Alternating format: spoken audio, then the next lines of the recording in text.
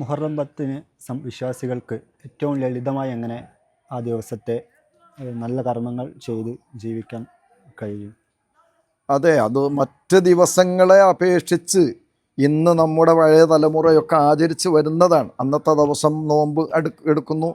പിന്നെ ഈ മുഹറം 10 തന്നെയും മറ്റുള്ള പരിപാടികളൊക്കെ നിർത്തിവെച്ച്, ചിലർക്ക് തെറ്റിദ്ധാരണ ഉണ്ട്, മുഹറം പറന്നാൽ ആ മാസത്തിൽ പിന്നെ മറ്റ് കാര്യങ്ങളൊന്നും ചെയ്യാൻ പറ്റില്ല, ആ ദിവസത്തിൻ്റെ നഹസ് കൊണ്ടാണ്, ആ അശുഭകരമായ ദിവസങ്ങളാണ് എന്ന് കണക്കാക്കപ്പെടുന്നു എന്നൊക്കെ. അത് തെറ്റിദ്ധാരണയാണ്.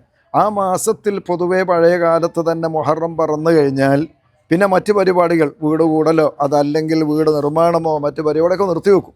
ഇതൊക്കെ ആ ദിവസങ്ങൾ ആരാധനക്ക് പുണ്യമേറിയ നാളായതുകൊണ്ട് മറ്റെല്ലാ കാര്യങ്ങളും മാറ്റിവെച്ചുകൊണ്ട് ആരാധനയുമായി ബന്ധപ്പെടാൻ വേണ്ടിയാണ് മുൻഗാമികൾ അത് ചെയ്തു വന്നത്. എന്നതുപോലെ ഇക്കാലത്ത് നമുക്ക് നമ്മുടെ കുടുംബത്തോട് ഒക്കെ ഉപദേശിക്കാനും അവർക്ക് നൽകേണ്ട മെസ്സേജും ഒക്കെ അത് തന്നെയാണ്. പിന്നെ എങ്ങനെ ആ ദിവസത്തിനെ ക്രമീകരിക്കും, അത് ഓരോരുത്തർക്കും എത്ര ദിക്റുകൾ, എത്ര ഖുർആൻ ഓതാൻ കഴിയും, എന്തെല്ലാം ദുആകൾ, എന്തൊക്കെ കാര്യങ്ങൾ നടത്താനുണ്ട്, ഓരോരുത്തരും അവൻ്റെ കഴിവനുസരിച്ച് തൻ്റെ ആഖിറം ഓർത്തുകൊണ്ടൊരു പുണ്യ സമയമാണ് ഈ സുവർണാവസരം ഉപയോഗപ്പെടുത്തണമെന്ന നിലക്ക് നോമ്പെടുക്കുന്നതോടുകൂടി ദിക്റുകൾ, ദുആകൾ ഒക്കെ നടത്തിക്കൊണ്ട് അത് ഉപയോഗപ്പെടുത്താം എന്നല്ലാതെ പ്രത്യേകമായ അതിനൊരു ടൈം ടേബിളോ ക്രമീകരണമോ പറയാൻ കഴിയുന്നതല്ല.